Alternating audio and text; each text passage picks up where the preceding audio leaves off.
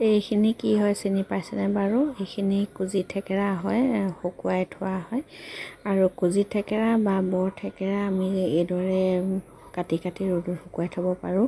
ই গৰমৰ বাবে আৰু পেটৰ বাবে বহুত ভাল হয়।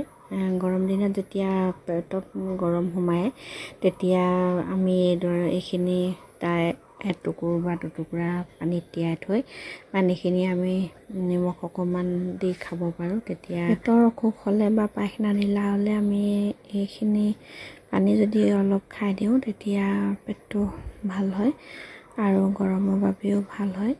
আজিকালি কুজি থেকেৰাটো পাবলৈ অলপ জটিল হয়। কিছুমান বজাৰত ওলায়, বজাৰৰ পৰা আমি কিনি আনি সৰু সৰুকৈ কাটি ৰ'দত শুকুৱাই এইদৰে থৈ দিব লাগে।